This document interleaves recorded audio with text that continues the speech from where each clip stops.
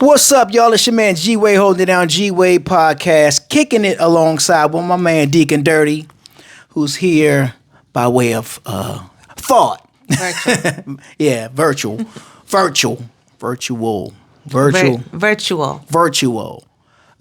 Shout out to Deacon Dirty. But as y'all can see, I'm here with the special guest that's in the building.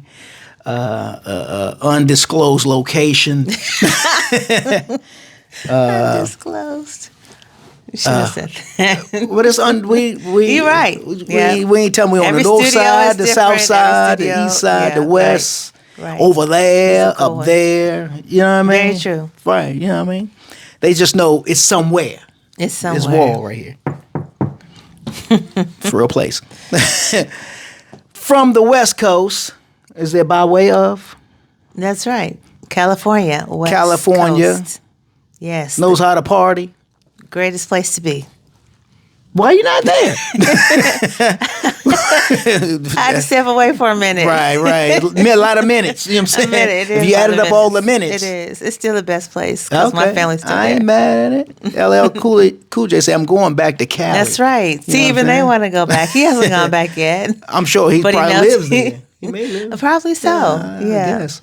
Probably. Sherida. That's right. Lovelace is in the building. What's happening? Yes. I'm good. I'm happy to be here. Are you? Oh man, all the Hades Don't even to make this happen. Y'all don't even know. No one needs to know. No one is half the battle. Keep going forward. Forward. Just one word. Please. Forward. Yeah, you go. Right. What's happening, man? I'm good. You good? I'm good. All right, let's go like here, so that way we can see. There we can see you. I like it like this. So then, because I was about to give a song. Oh, my bad. I was, but now that I'm not going to give the song, I'm going to pull it back here. To the moon. So you done missed out. Okay. You done missed out. All right, we're going to take it back from the top? Nah, let's just keep going. Right. Forward. Let's keep going forward. Okay, so from the West Coast. That's right. Now in Atlanta, but we'll go back a little bit. So from what part of California? So my family is from the Bay Area, the Yay area. Yeah, okay. We're in the northern part of California, outside of San Francisco. Okay. And that's where I grew up. And then I went to college in San Jose, which is about you moving fast. 30, 40 minutes away. We ain't get there and yet. I know, but that's just part of the area. Mm-hmm. What college? San Jose State University. Okay. That's in California? It is. San Jose? Mm-hmm. I don't know why I thought that might be in Texas. No. They may have one at San Jose, but it's not the same as Cali. Okay. Well, how was growing up in the city? What is it, a suburb of Oakland?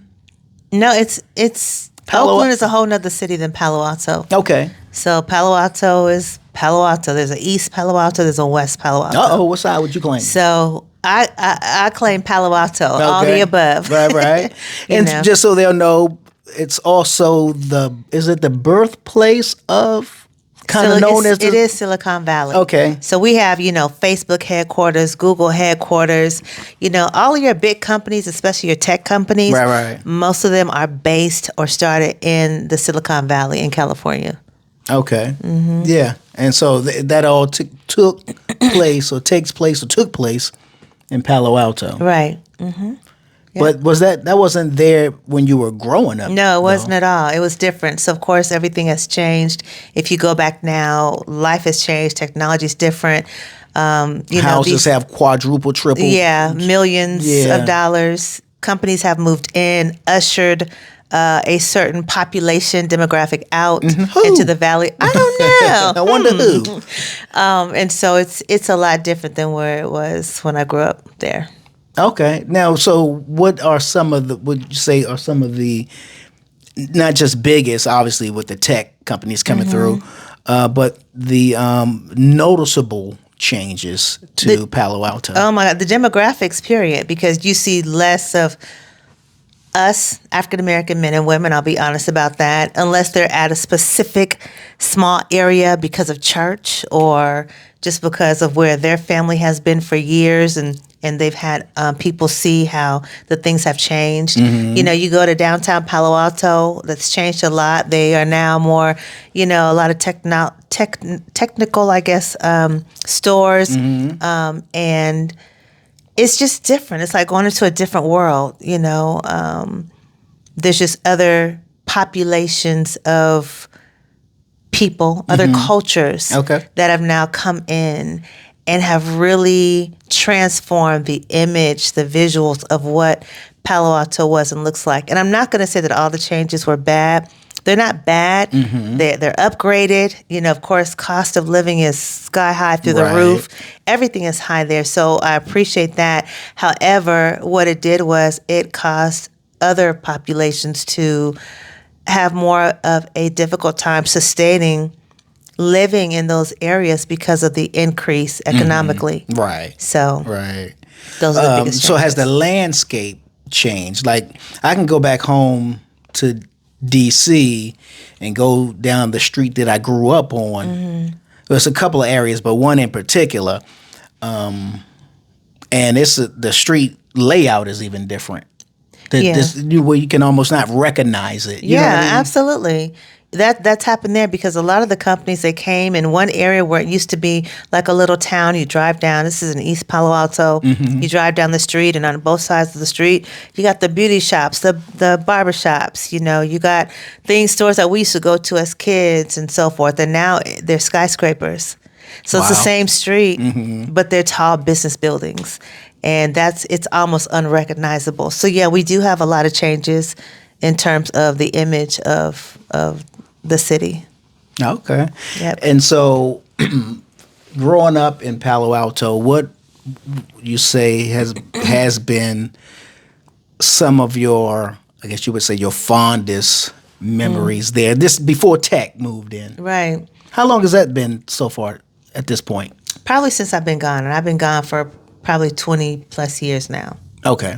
So it slowly happened when I left for graduate school to come to Atlanta. But I think some of my fondest memories is really just growing up with a diverse population, because even though the schools that I went to, elementary, junior high, and high school, were predominantly white schools, but we still had a mix of other nationalities that I do not see and would not have known much of once I got here to Atlanta. Because I did have culture shock coming here. Because I was so That's used interesting. to, Okay. yeah, you know. I Expound on that. Well, I grew up around everybody: Blacks, Asians, Samoans, you know, Indian, Hispanic, Mexican, When Japanese, you said Samoans, Korean. I was ready to say, do the Humpty Hump. Okay, that's not the same Samoans, thing. do the Humpty Hump. Right. Oh, my bad. Yeah, right. So Shout out to Shock G. Rest in forward. peace. Yes, for Yeah, real. yeah. But so I appreciate that. I appreciate having a love for other cultures and other nationalities and having friendships with them. Okay. Because again, And when you say friendship, you mean friendships. yeah, people that I know to this day, Right, that yeah. we're on social media and we follow, and it's uncomfortable in some aspects because we're going through our nation's going through this I don't like you, you don't like me situation. I'm going to just keep it Nation has simple. been going through that, And so but- you're thinking, wow, I grew up with people like this, you know, how do I handle this? But thank God, That's most gotta of be those tough to are navigate. cool. Yeah, because you're kind of wondering now, have you changed? Or has that been you have the you whole always time? been have this you always way? Been? Right. Yeah, you know, how that's do you gotta think of be me now? You know, so. Disturbing in ways. Right, exactly. I was at your wedding. You know what I mean? Right. We skipped school together. Right, exactly. You know what I mean? I gave you my jump rope. We hung out at the mall. We hung out the mall, right? So, That's crazy. yeah. Okay, so now you say culture shock. So Yeah, moving it was. across country to go to what you say graduate school. I wanted to go to a HBCU. Okay. You know, I wanted to go to a black institution. Mm-hmm. And my older sister, had already ventured out of California before me. So me watching her go to D.C. and live there and, you know, work with the Congressional Black Caucus and just do all the things that she did, you know, for the people in D.C. and just so much more. Well, she calling home, You know. calling home like, girl, So you need to move. right, you in the wrong place. Get out. Get out. Right, right. But she, you know, so it just, you know, I think my older brothers and sisters, you know, especially her, I don't want to say I followed in their footsteps, but I became just as adventurous as she was. And I knew I wanted to go to a HBCU, and then some of the people that I knew in California were sprouting out outside of California for grad school or for just college in general. And so I applied at certain schools and then got accepted to CAU for grad school. Okay. And that's how I got there. Now, did you always have the thought, and I know for me I did, well, from moving from the neighborhood I lived in. But did you always have the thought that you wanted to get out of California or that you wanted to get out of Palo Alto? Absolutely not. I don't even think it dawned on me that I was literally, I think I was young. I just don't think it dawned on me. I'm literally leaving a state. Am I coming back or not? But I do think that my mindset was, once I finish grad school, I'll be back because this is what I know. My parents are here and this was my life. Right. But once I got to grad school and... You looked around? I know you lying. That's a police What's officer. up now? I see you. That's a chocolate firefighter. Right. Okay, I'm staying. But once you get here and you realize so much that you've missed in terms of... That's funny. Wait, he a chef. Right. Okay. And he black. But yeah, I got here and I realized I missed so much. Is this salt? I can't. Right. What I'm trying to say is because I missed so much of, or I did not learn what I learned when I came to the South. Even though it's the Bible Belt, even though all this stuff. Right. School, going to a HBCU was the best decision I could have ever made. But I will say the fact that I had experience at a PWI before, I feel like I got the best of both worlds, holistically understanding people more, understanding diversity, and knowing more about myself as a black woman, and being pushed and empowered by other black men and women to go higher than what I was pushed to do or lack thereof when I grew up in California. Wait, so you're saying living in California is with, of course, diversity. But once I got around people of color, gotcha. Okay, and I started learning more about being a black woman in deeper more levels, about history, and the history, African American studies, all kinds of stuff, and just the things that we could do and who I saw around me already doing it. It was so motivating to go to a HBCU, and it made you want to do better than what you did back at home. And also, I was in ministry, or I was going further in ministry, so it pushed me to understand more of my call, and understand why the Lord had to take me out of Cali and bring me to, the South, and to grow me up some more. But did you know that you didn't know? I didn't know I didn't know. Okay, because that's Isn't important. Crazy? That's, you know what I mean? Yeah, so many people still don't know what they don't know. And that's the thing. That's in Cali. That right there is that's the thing that I don't want to, for lack of a better, it's kind of scary that you didn't know that you didn't know. And then once you discover, you're like, wait. Right. Just throw this in real quick. I saw Tom Hanks, actor, now he turned director, Tom Hanks, in an interview, and the clip that was this, running around or going around on the internet, he was saying, excuse me, whether it was genuine or not, that part I don't know, but he was saying, how come I didn't know that?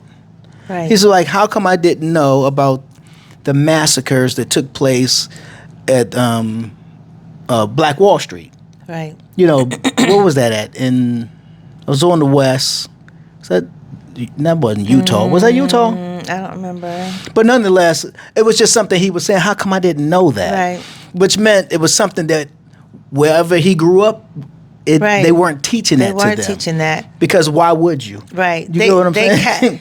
We, depending on where people go in California and where I grew up, they capped on how much they were teaching us about us or how far we came. You always going to learn about we were slaves. You always going to Huckleberry Finn.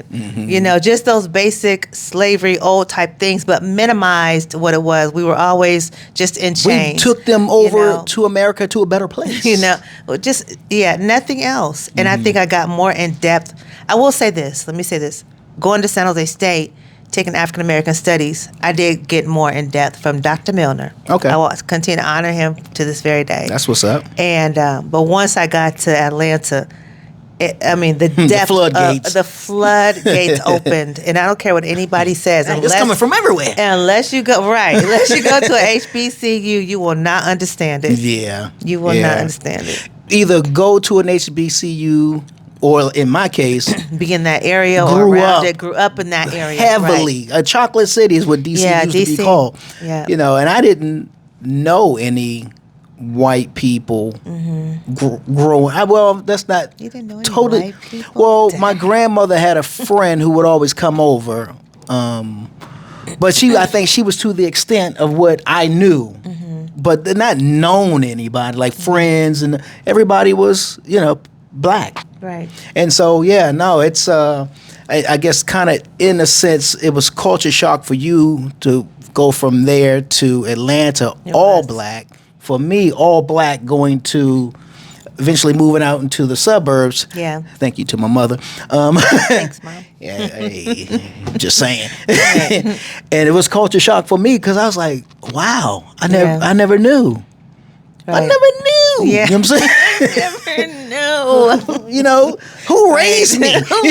Who raised him? But but seriously, that's interesting. Cause it is. It was culture shock for sure. Yeah. To see all the productive black men and thriving. Women, and even the language, how they connect and associate. I think I shared about what I felt in. I almost went there. I almost went there. I had to catch myself. So my car had to be shipped here. Oh, did it? Yes. Okay, I know that part. And so when it got here, I remember going to the gas station down by the West End. Everybody know where the West End is. And it was by Popeyes. The Churches is still there. And a car pulled up or whatever beside me. He got out the car. He said, "Hey, what up, shawty?" And I turned around. How long had you been here before you said I had maybe a couple days. Wow, you were new. I was new. Okay. I was new, so I'm looking around. She's just doing my new. thing. Okay, don't rub it in. Okay, yes, I was new. Uh-huh. Hello. All right. Hi. Hi. That's funny. Okay, right. So he gets out of the car and he's like, "Hey, what's up, shawty?" And I turned around with an attitude, and I was just like, this is sorry, y'all. This is so California girls, so L square, so lame. But anyway, L7, and I was, you don't have to do it. No. So I was like, I am not short.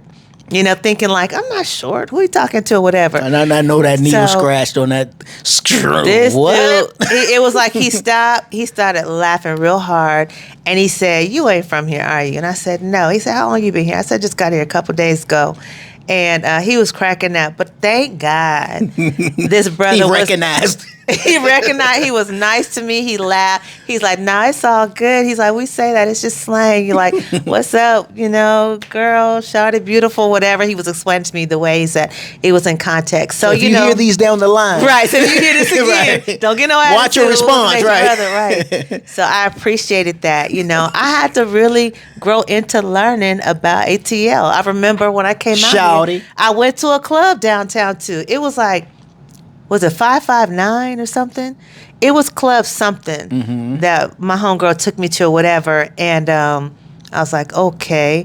But I went in there and it was trap music and everything. So I had not been accustomed to trap music, and the dance style was different. I'm used to doing jazz, basic ballet, modern dance, whatever, and then the basic hip hop. I'm talking about MC Hammer hip hop. So for me to go to a ATL club, they do a trap, and I'm just like, wait, what is this style? So when I say I had culture shock, I really did, because what was going on the East Coast, it didn't get to me. Right.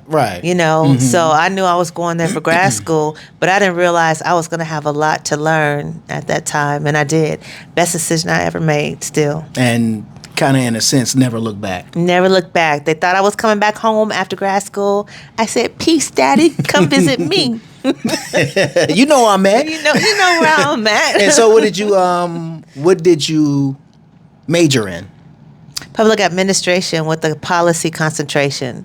So I was doing state government, Okay, I was gonna say, interning. you're speaking kind of French right now. What does that mean? So public administration deals with state government. Like, for example, just a quick example, you know how we have laws and the legislative session happens every year, and how we have, I don't really want to say Republican, Democrats. I don't want to get deep. But anyway, it allows us to understand how policies are put together, and how they are administered to the public. But there's other areas of public administration, too, that you can focus and emphasize on. So when I got to Clark and I was doing a tour, the president at that time knew that I had a criminal justice background, and they really needed enrollment. You threw justice in there because... criminal that I had a criminal background. Right. Oh wait, criminal justice. Right. And he recommended that I go do the public administration department. Okay. One, I think they needed students, but two, he thought that would be a good complement to my undergrad degree. Gotcha. So that's actually how I picked public administration versus like business or something like that. And I'm glad I did. Mm-hmm. Does that translate into what you do today? Yes and no. I mean, it's good because I'm still around government, state government, dealing with everything related to what goes on with our policy making, decision making, etc. But I play an outside role in it right now versus before, like being in law enforcement, interning in the governor's office for a while, working with OPB, the county commissioners of Georgia briefly, and so forth. Wait, you done with OPB? Hey, you know, I was planning a budget. So it's very helpful to know, and to have had that. I appreciate that. I do. But I'm so wanting to serve people and be of a service to people. So, you know, I just watched how God kind of put all that together to help me still be hands-on with the people of our state and our city, and so. It's kind of a different area, but still in state government. Gotcha. And so, did you grow up in church? I did. So we were sent to church every Sunday. Sunday school, vacation Bible school, BTU, Baptist Training Union. I was gonna say, what's that? But okay. So we grew up Baptist. So, but my parents didn't go, but we went, and I went a lot by myself, not just church. Like I would go to vacation Bible school or other stuff, even when my brothers and sisters didn't go. So it's always been a part of my life. Now I'm you're very active. Around about what age? So probably really pushed through maybe 8. 8. Really? Okay. 7, 8. Just at a very young age. I wasn't even a teenager at the time. Yeah. So my whole life, and once I probably got around, I guess I had finished high school. I knew things were changing for me a little bit differently. I didn't know I had a call in my life, but I figured something was going on. And then I started serving at the church that I was going to in dance because God had pulled me into the arts. And so I don't want to go too far unless you want me to. But well, I mean, I transitioned at some point to deeper into ministry once I got to Georgia. But that's now later in age and up in age and all that. But so as a child, just basic going to church, Bible study type of deals, type of stuff. But I wasn't always the church girl. I was a church girl, but you went to church. I just went to church. The girl went to church. But I went to church, but everything wasn't a always church girl. right. Well, yeah, that happens to most of y'all. I say y'all because I didn't grow up in church. Yeah. And so, did it follow you to Atlanta, or you got to Atlanta, it was like, hold up. You know what I'm saying? It did, because yeah, I had a struggle for a minute, but no, I did, because I started being really active in church, and I was allowed to lead. And here in California. Okay. So I was active. Thank God I had a pastor who was very open to the arts and things, and I was always in some type of leadership position. And so by the time I left California to go to grad school, I realized once I got to Georgia that I knew that there was some type of call in my life. I didn't know how the Lord was going to do it, but when I got there, I went right into leadership as well in dance at a church and began to grow. I began to kind of travel on my own a little bit, doing dance teaching dance and so forth for the church, and it began to just grow from there. And then there was one time I had to teach in New Orleans, and a woman did a sermon on, I think it was Miriam, stay in the camp. And something happened, broke in me that day, and I was clear about my call. At the time, I didn't know I was going to be, though, preaching and teaching and stuff. I just knew that I was going to keep dancing and doing traveling nations and so forth. And then at that same time, though, I started choreographing for Clark Atlanta for a short stint. I danced first, and then I choreographed. But it was a struggle. And I remember someone from the band telling me how they could see the change in the second year, how I was choreographing. It wasn't as, I guess, provocative. Okay. Because I was choreographing for college, and I would go to church and now choreograph. hold that thought right there. Now back up. Because before you were dancing in church. I danced in the world. You was a backup dancer for I was. a hip hop group. I was. I danced in the lived world. your life. I lived my life. I danced. Dance was my passion. It still is. But I was dancing for the world, and I just loved it. I went to school for dance. I have a minor degree in dance. I studied dance. It was my heart, and it was my getaway. You know, everybody goes to something that they need to just kind of get away. It was my release. And then I had a group called Synergy that was formed at San Jose State. You know, we were not part of the dance group there, even though I was in the dance there as well. But we danced. We were called upon to dance at events on campus or outside of campus, and I just kept going. So my dance evolved. It ended up changing at some point when I was here in Georgia. How does one know that that's what the dance is their thing? Like, is it Saturday morning Soul Train? Like, what is the thing that says, you know? I think it's similar to like somebody who knows. Gosh, parents playing records and you get up and start doing something. Like, calling everybody to the living room, watching you. You know what I mean? Yeah. How does one know? I think it's just another passion. Just like if you have art, or you like to sing, or you a rapper, like, oh, I'm about to rap, I'm about to make this, tape or this CD, whatever. My demo, my mixtape, sell it in my trunk, from my trunk. Right. You just know. I don't know. I found out later that my parents liked to dance. They would go dancing all the time, my mother and him, to the doo-wop. But dance just became something I gravitated to. It just happened naturally, and I loved it. You start cheerleading, then you get on a show squad, and then, then eventually you start getting on the dance teams or whatever. And then dance was, again, my love. Okay. It just happened. And I think the switch over from secular dance to gospel dance was down the line, but it happened. I had to dance. I would go somewhere to a club or a party, and I could dance by myself because that's just how much I loved it, so. Okay. And so dance has taken you has opened many doors for you to travel with it as well. It did. Yeah, it did. So further along, was you talking about gospel? Either. Yeah. So. It's still the gift. Right. So when I got to Georgia, I was still dancing both, kind of secular, and I was dancing in the church. And then I would get called to choreograph maybe for other high schools here in Georgia or whatever. So I was doing both. But there came a time after I danced in college here in Georgia, where I remember the Lord told me to choose ye this day whom you will serve. And so there's a whole story behind that. But I had to make a choice if I was going to dance for the world and keep choreographing and being provocative and all these things that I had known in California, or if I was going to just kind of let that go and transition and walk in my call. And once I made the decision to dance for God, my life just shifted drastically. The invites opened a lot. I was teaching all over. Then my dance company started to grow. And then we began to travel internationally. And then I was traveling and so forth. And it went on for, 10, 15 years. Had you ever thought to go on to So You Think You Can Dance? Yeah, no.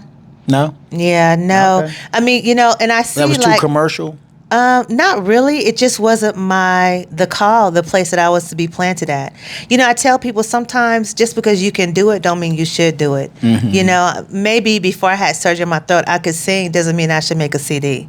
If you want to do it for fun or you want to win and you need that platform, if that's your Exposure. mindset, exposure, by all means do it. But because I had a ministerial call in my life, I was focused on making sure that I carried out the assignment, and I was okay with that. Was there ever a conflict, like, or was there ever a mix-up, like, oh, wait a minute, that dance should not be a part of Yeah, this routine, shouldn't be a part of absolutely, this. Yeah. because the goal was to allow people to see dance as telling a story biblically through the song that's being sung, or to even be able to usher in worship or an experience, where people would want to worship the Lord. And there's times when we've danced or I've danced where the sermon could not go forth because we ushered in the presence of God through the dance. So that's why the training and development was done for the dance. So just because someone is skilled doesn't mean that they're anointed to do it. Even though the gifts come without repentance, it doesn't mean that, well, I know how to do it so I can live my life any way I want. But when we know the purpose of why God planted us there, we look at that gift differently. Because at the end of the day, it's not for us, and He can take it away from us anytime. And I fear the Lord enough to say, no, I don't want my dance taken away because this has been my release. This has been my worship. This has been my joy. Right. I don't want that taken away from me because I want to do my will and not God's will. So that's just part of teaching and training that not everybody goes through, but you should. Now, at what point, or did there come a point where either dance started to slow down, or your body decided, yep, I think we're done. there. Yeah. Okay. You know what? Those years were good. Put the We're gonna leotard up in the slow rafters, down, you know what I'm right? saying? Those leg warmers, go Leg ahead and warmers, put there them you go, yeah. in the closet. So I still will dance to this day when called. I happened as recently as maybe 6 months ago. But I want to say the Lord had me put a pause on the dance company and traveling in 2019, and I paused everything. 2018, 2019, somewhere in there. And so I actually stopped dancing for 4 years, and slowly picked it back up. The Lord told me to stop because He needed to heal my heart. He needed to do some work on me. And, we were going through the pandemic, and there was so much going on in that season. And so I did. But during that time when we listen to God, He will hold us together until we get it together. And He brought in media because He knew that I was still doing things to release the gospel of Jesus Christ. So media came into play. And so that was a way that God allowed me to still share the gospel, even not through my body. It was just through the word and my mouth and teaching. And so it just expanded. So when the time came where He allowed me to dance again, I took it slow, but yeah, my my body definitely doesn't move how it used to move. I have injuries because I know I danced so much. So I've danced so much to the point where there was probably times I didn't take as much good care of my body as I should have. So I'm paying the price for that now. So I'll still do it, but I won't do a lot of things that I did before. And also because I'm not in an ongoing dance class, because my life and schedule has shifted so much. Could I shave some things off and just focus on the dance? Possibly, but I'm okay how things are going now with just being called. And so you mentioned media. In what capacity? Radio, podcast? What's the form? Yeah, so it's moved differently through the years. So it was first radio, and then I did local TV station here in DeKalb County. And then I, my own podcast, of course, developed, especially once the pandemic hit. And the name has just been the same. And so now I'm going into fast forwarding, was doing online radio. I've done TV, but now I'm going into or starting the show on an actual radio station, FM. So that's where I'm at now. But it's been ongoing for now, 8, 9 years? Yes. What do you find to be the fascination about being in media? What's the lore?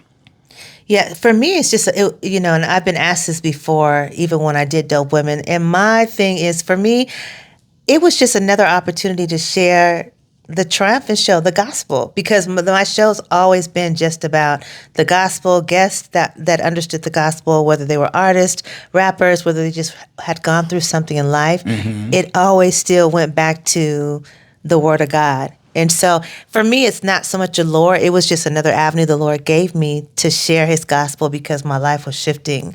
Whereas some people, it's like, no, I got to get this platform. I got to get here. I want to be Stella nominated, whatever. Sure, I wouldn't mind all that, but I'm not going to force myself to do that because my assignment might look different than other people in that industry. And so sometimes people don't understand that and also minimize that. So I can stay as faithful as I want for 8 years, helping people to spread and love on them with the gospel, with what they're doing in music, etc., and be okay with how it is and still not receive something because they think, oh, she's just doing it for fun. But at the same time, we're all supposed to, if we're in that genre of the gospel media, to share it. So we're all doing the same thing. The difference is I may not have 10 awards where this person may have them. But for me, it's just another path.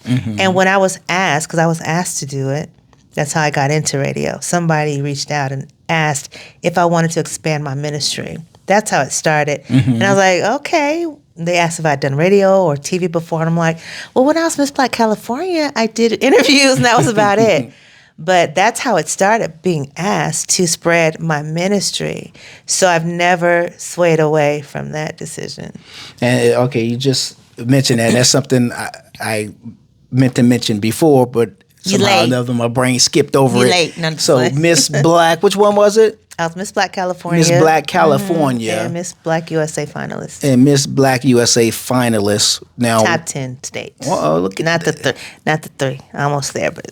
Okay, I don't know what all that means, but I guess it sounds like it means a whole lot of. Still you know what I mean? How did that come about? Were you in the mall? It's like, you look like, you get what I'm saying? Because that's how people. They did. No, it didn't actually. I was on campus in college, and one of the fraternities asked me to run for Miss Black and Gold, and I did. This is a short version, and I won. Now, why Black and Gold? That was the colors of the school? Like, what was... So, no, each fraternity has their own colors and their own pageant. So this was the Alphas. Shout out to Alpha Phi Alpha. Thank you for getting me started and just the support I had for that. But anyway, so I did, and I won. And then from there, you go to the Western Regional, your region. I did, and I won. And during that same time, they had shared information with me about the Miss Black California pageant. Down in Southern California. So I went, did, and I won. And then from there, you go to Miss Black USA, which was in D.C., Howard University. The real HU? You know. Whatever. No, just had to throw that in there and represent. Hater. I got to show love. Nah, man. That's what I do. All good.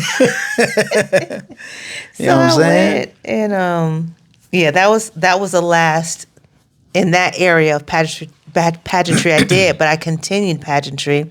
I would just still do, especially when I moved to Atlanta, I did small pageants, or I would participate, or I would help facilitate, like I did Miss Black and Natural. The last pageant I did that stopped my whole pageant career was Miss Bavanti. You said that in terms stopped? of competing, that I chose to not compete anymore, was a makeup line here in Atlanta. And I don't know if anybody know them, Miss Bavanti. And I was like, why am I in this pageant? I didn't gain all this weight. I just don't feel the same, whatever. I don't really have to do it. I'd rather just help pageant, competitions and help the women or put it together, whatever. I was good at that stuff. So that was the last one that I competed in. But yeah, so I have like a history of just doing pageants or whatever. Loved it, amazing. And I wrote parts of it on one of my books, but that's about it. What are some of the misconceptions about beauty pageants? Whether that is for adults or for the children. I think people think that it's all... They love me. They love me. Yeah, roses and champagne, or whatever. That is just the best thing in the world. But, in my era, And I had some great girls who competed with me. I'll say for the Miss Black USA, they were amazing. But you do have people that have a competitive spirit to the point where their character outside of that pageant stage is not the same as it is behind the scenes. What does that mean? Maybe just a bad attitude. But you say outside. Yeah, outside of the pageant stage. So. Meaning backstage or just doing rehearsals or just knowing them on the streets or whatever. Totally different than what you see on stage competing. So they turn on. They turn on. Gotcha. They know how to turn on. And I think one thing we have to be careful is that the judges and people can read through that many times. And then number two is like, can you keep up with what you're saying on the platform? Because what'll happen is that if you don't win, if you're not stable in who you are, it's going to mess you up, your self-esteem and everything. You just have to be careful, and especially at younger ages. To eat away at maybe your self-worth. It could, absolutely. Am I really as beautiful as I think I am, right. or pretty as... Right. It'll deal with your your image, your weight. Your weight. There yeah. you go. Yeah, because when I started really eating disorders. Weight, all that. I remember when I was preparing for the Miss Black USA pageant, my coaches were, I had to eat a special diet for a while because they needed me down even more, my weight even more. And so I had to eat drink Diet Coke and pork skins. This was at that time in that era. Ain't nobody else doing that right now. This was circa... This is a long time ago. Like a long time ago. Okay. Okay, great. I don't want nobody... Within. I'm trying to be careful what I say. But it worked. I lost Diet a lot of weight. Coke. And I'm not saying this. Don't do it. It's not healthy. But I lost the weight. Diet Coke and I look real good on my dress. Rinds. Yeah, because the pork skins would help you feel full. The Coke will help you with energy. And I would go to But dance why class. diet? Well, it didn't have to be diet. I could do Coke gotcha. or regular, either one. But I would go to dance class and I would have that for the day or whatever. And I went down and I made my dress size and everything worked out. I was so smart. Yeah, I was so smart. I didn't have to, but because of California and also who my coaches were at that time, I don't talk about that, but they were great at that time, well-known people. You had an image to maintain, and so that I would never do it again, and I wouldn't recommend anybody doing that either. But yeah, it can play a role with you, definitely. I'm gonna just say the name of the song, and you take it from there. She's a brick. Okay, so basically, right. So I was during my reign, it was great because you get a lot of appearances. You see that word rain, doing the rain. I mean, that's what it's that means called. you up there. Okay, well, hey. You was getting heralded up on one of those thrones and carried on shoulders. Oh, no. But it was a blessing. And how long does a reign last? Well, they normally just last a year. Okay. But I had a 2-year reign because they skipped a year. But I think what they did years later was, or 2 years after my reign, they still placed somebody in the year that was my second year. So I was 96, 97 when it should have then 98, they should have had someone new. But okay. I think they stuck somebody into the 97 slot as a name to compete anyway. That's a whole nother story. That's the industry, how it was back then, whatever. I am still Miss Black California, 96, 97. Whoop, whoop. Okay. But it was, the Brick House. Mm-hmm. Yeah. So I was real small. I was doing a appearance at a fashion show, and which I did a lot, and they asked me what song I wanted to go out to during the fashion show. It's not funny. I'm not laughing. It was Brick House. She's a brick dun, dun, dun, dun. house. Y'all wasn't nowhere near no brick. I was in top, bottom, whatever. Wasn't knowing I was really small. And they're like, are you sure? Like, I guess trying to tell me don't do it. Like, ma'am? But, right. Ma'am. Like, you really should be doing something like, do you know? Right. Something nice and soft and cute. Something cute, right. But no, I was determined to go out on Brick House, and I did. So, yeah, I did do that. That was funny, but... How was it received when you stepped on stage? I don't think it was received. There's like, I honestly Now can't we're still remember, waiting for her to be come out. honest. Right. Where is she? Where's Brick House? Right. Where's, what is it, 20, 34, 26? Right. I can't even remember And that. I was not none of those guys. Okay, great. And so And so was fun. when you went out, what were you doing? Were you... Oh, I was modeling clothes. Gotcha, okay. Yeah. So, you get, one thing I liked about having a reign in pageantry is that people will have you do stuff, modeling, like I was in Black Hair Care magazine. And I just love that. You get in the newspapers and all that kind of stuff, which is great. You'll get small little opportunities on media, TV, or whatever to share. You get like I got a proclamation with the county of Santa Clara. They give you, you get a key to the city or whatever, stuff like that. It's a beautiful thing. But, you got to just stay focused and grind on who you are, because real life is still there. Real life is still there. And not everybody is happy for you. Not everybody even knows what you do in the rain. I'm sure, because I didn't get as much support as I thought I would from friends, even though they knew, but that was it. And maybe they didn't know how to, or maybe they thought, oh, well, she was Miss Black and Gold, and that was it. There were some people that would continue to encourage me, and so forth, and great job, keep going. Right. And so I appreciate that. But it did bless my life in many ways, and even beyond as an adult. But there is residue of stuff you have to be careful, because I pay attention to my image in terms of my weight, even though I've had surgeries and so forth. Like I've seen other pageant queens that went through when I went through, and maybe they're operating a business, they still a size 2 or something. You start to wonder, wait, I should be representing as a queen, but everybody's life is not the same. It's different. We flow different. We have different things that have gone on, or that we've gone through, and so it impacts people in a different way. But it should never impact you to the point where you messing up another woman's life, or you're talking about them, or you're putting them down, or you get so extreme where you get sick or something crazy like that. You should never do that. So what happens after, I guess you could say, the music stops, or after the catwalk? How does life fare then? How does it mess with you mentally? For me, I'm glad that I use all those experiences. Like I wrote a book, Sleeping Beauty, Dream Again. And I continue to use that as part of my platform if I'm asked to speak or to teach on my book, or just for other women. Even if it's in ministry, I'll talk about parts of my pageant years and just how things happen to me. And so I think that once the music stops, that's why you should always have a purpose. That's like doing media. Somebody said, if you didn't have a platform, would you still do what you do? Well, yeah, I'm just teaching the gospel of Jesus Christ, or it's just about the Bible. So that never stops. That's going to be ongoing. That's a faucet that keeps running.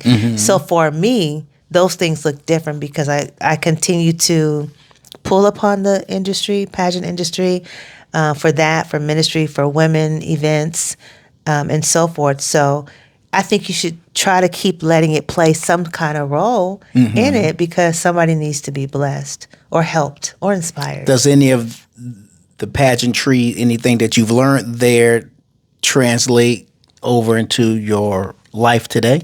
Yeah, I think so. I think just me being able to talk to women and explain how when you don't get the accolades from the people when you're on stage, if you didn't win the crown and you're saying you're walking the life of Christ, which crown is better and greater to have? The crown from him above, or their crown? And I know it feels good to be recognized and to want people to support and see what you're doing and go from there. But I think God can still do that with you, even if you don't win. You might lose, which is never a loss, in front of the people in the man-made events. But in life, you still winning. You still winning. And so I try to keep that in my mind. Like, girl, come on now, get together. You still winning. It's okay. So it has to keep motivating me. Like, girl, you did all this stuff. Don't stop, back up now. What about the moms? I guess it's mainly the moms. Imagine some fathers too, but mainly the moms who enter their daughters into these beauty pageants, these child beauty pageants, and they get all dolled up and veneers and lipstick and fingernail polish and eyelashes and yada yada yadas. how much effect do you think it has on those children? Yeah, a lot. I think that if they're not being trained at home like they are training them in a pageant, it can be detrimental to how they socialize with other young girls or young boys going through school. So however the mom or dad stabilizes them, keeps them grounded at home, and understanding what beauty really is, I think is more important. I look at young black girls and they have moms on social media and they're like, you are kind, you are whatever. She got some pretty natural black hair, just pretty skin, whatever, and she's able to affirm herself. To me, those are the pageant winners. When you have to be somebody else and get something else to win, you fake. It's just not good enough, because once you take that off. Well, I mean, but the kids don't know that, though. The kids don't know that, right, unfortunately. And so, we just have to do a better job at that. You have parents that are so competitive that they live their life through vicariously through the daughter going through a pageant. And that, to me, can be toxic or unhealthy. I'd imagine. So. Yeah. So you mentioned the book. Is it one book or two books? Two different books. Two different books. What are the books? So the first book I wrote, real easy, simple, quick read book. But if you read it slow enough and you pray through it and do the exercises, it can be impactful. But that first book is Sleeping Beauty, Dream Again, The Study of Dreams, Activating Destiny. It's a basic book about really empowering women to utilize dreams as a vehicle where God communicates to them, and understanding what your dreams mean. And just the basics of it, it takes you through some prayers, some exercises, some things to do before you dream. And then at the end of the book, there's also and I have a few examples in the book as well of things that were revealed to me in a dream and they came true when I shared that. And that deals with being a survivor of domestic violence. And then at the end, there's actually a way to have a dream party. Get your girls together, have a party, and be able to talk about, your dreams, etc. As I've grown in understanding dreams, though, and visions, I know more, and I really need to write a second book on dreams, because now I have an expanded vocabulary and expanded understanding at this stage in my life, more of dreams through my own study, research, and the own training that I've been given, and also what God's showing me. So I do need a second book, but this one is just a basic one. And it started from seeing women upset behind the scenes in pageantry, not winning the crown. So it's a plethora of things, but it talks about, listen, sis, who told you to put your crown down? Keep the crown on your head. God is giving you, pray about, whatever it is you need God to do for you, inspire you, empower you, allow your dreams to speak to you, and this is how, and blah, blah, blah. And then the second book I wrote was called Planted Feet, My Mission Pieces. And that book just deals with all the mission work that I've done in traveling through the years, and how to have mission teams, what to do, how to put them together. I give examples of my childhood. I give examples of, dance. I talk about a lot of other stuff, but I still incorporate mission, and how just because you go to another country doesn't mean that you're doing mission work. And also, not everybody's called to certain countries. Some people need to do mission work right here on their porch, in their own backyard. So it's very extensive, because I talk about different things. I talk about how, I didn't go through a lot of processing and training for dance, of how I should, using dance as an example, but also to correlate that to, if you're going to go on mission trips, you got to study and get trained and understand what that looks like, so that way you don't get consumed by territorial spirits or principalities, sickness, whatever in that region, And I have examples of that from going to Africa and so forth, which is a beautiful place, by the way. And so I have a lot in there of other stuff, but it's basically about that. Okay. And so if there was any advice that you'd want to give someone about pursuing their dream, their passion, their calling, their gift, what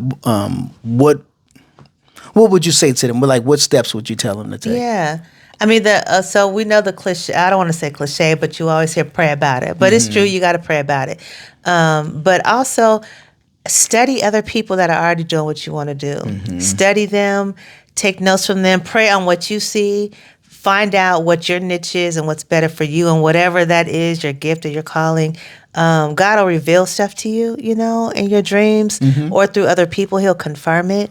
And as you study and pray and research, you will actually gain more knowledge of where you're supposed to be and how. A lot of times, so many people, they see something they want to do, but maybe that's not the right season or the timing. Maybe there's something else you should do until that time comes where you walk into the fullness of that thing. But you'll never know unless you're really asking God to lead you. Because remember, it's His will and not our will. And so when we begin to accept that everything also has a process, that God has to see if you are able to be committed to what He's calling you to do, because He tries us by fire. You go through stuff, and if you can't survive that, then you may not be ready for that next level walk in that ministry or that thing He's called you to do.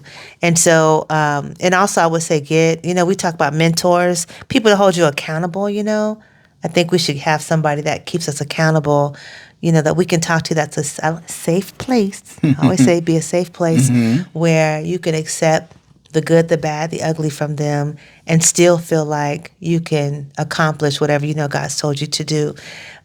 Get somebody who can advocate for you when you fall, So there's those things and several things. If you just start with that, God will add on to that of what to do and how to move. And He'll also position you to get in front of the right people to allow that to become, that mission to become reality. Fruitful and alive. Okay. That's what's up. That's what's up. So if people want to find out more about you, what you do, social media, websites, books, all that. 77793. No, just like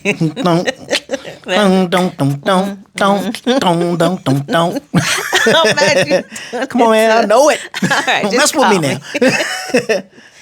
If you need someone to talk to, call me. Satisfaction guarantee. So how do they? Okay. What they gonna do? Yeah, Call what you? they gonna do? I think that was a blank. Because I You think shot him. 777 has been taken It's already. been taken. Yeah. So we're gonna do email Sherida Lovelace at Gmail is the easiest.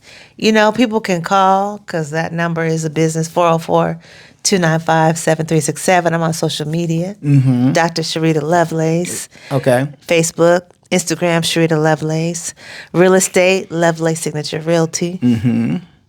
So if you're looking for a house, If you're looking for a house, I'm your girl. Oh my gosh. I got stuff set up and I work with the best team. I'm telling you, we will get you in that house that you want. We will work with you. We'll be honest with you.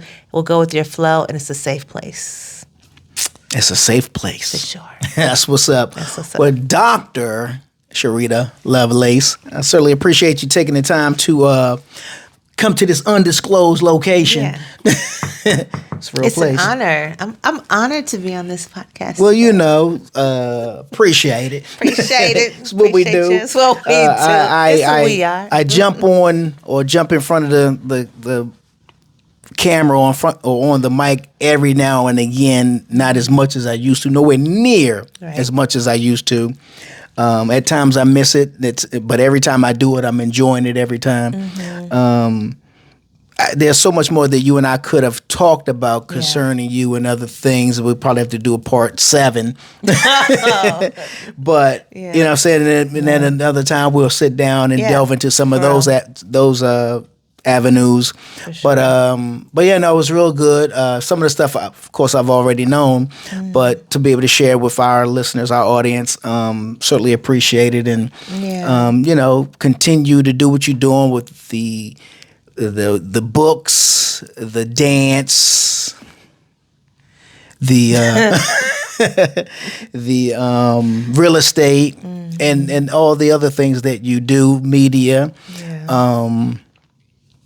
So keep doing what you do. Yeah. The Lord's will, I will. And thank you for the support. Yeah, it's man. needed. That's what's up. Y'all already know what it is. It's your man G-Way holding it down, G-Way I'm saying G-Way Podcast because we are, but we change stuff on social media to G-Way Making Movies because that's the pivot that I've made. in what I do. I do this for fun. I do this for fun, man. I do this for fun. And I enjoy this heavily. But I like film. I love film, and stay tuned because there's other stuff coming. But yeah, so follow us everywhere at G-Wade Making Movies. And once again, shout outs to my man Deacon Dirty, who holds me down each and every time. So until then, peace. Peace.